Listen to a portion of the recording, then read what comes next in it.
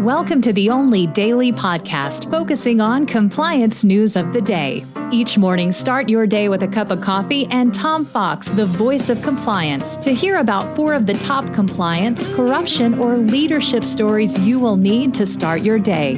The Daily Compliance News is a production of the Compliance Podcast Network. First, a word from our sponsor.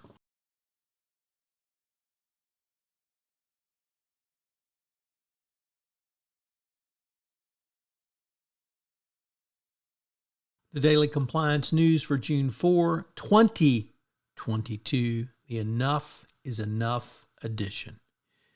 For listeners who don't know, I live about 30 miles from Uvalde, Texas, where the massacre at the elementary school occurred last week.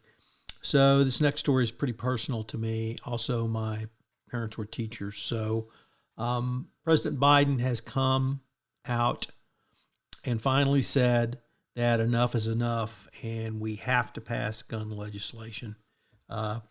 Otherwise, even in Texas, malls, schools, churches are being turned into killing fields.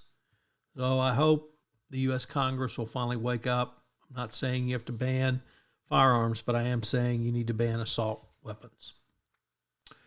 Next up, from the Reuters, Texas or citizens of Uvalde have begun to file papers indicating they're going to sue the gun manufacturer, Daniel Defense, for violating state marketing laws and marketing their AR-45 to the killer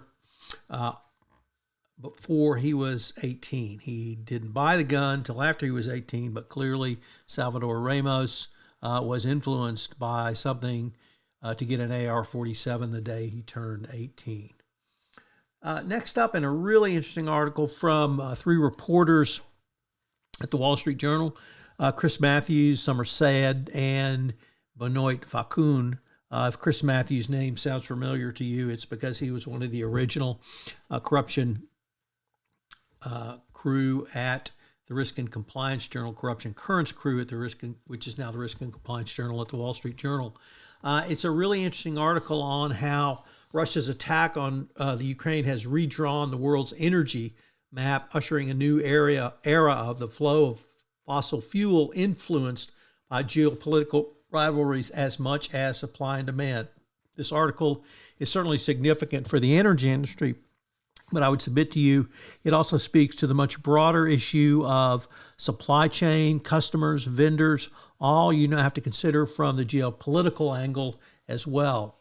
So check out the article. Great stuff from Chris Matthews. And finally, we have yet another FCPA recidivist.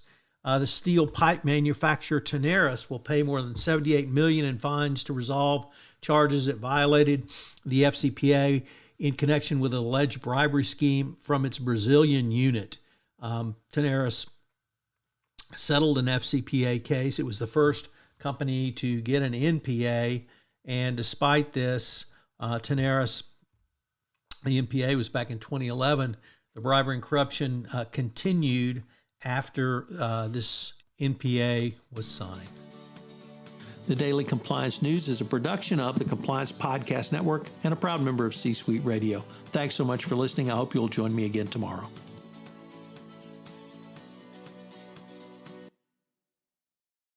This podcast is a part of the C-Suite Radio Network. For more top business podcasts, visit c-suiteradio.com.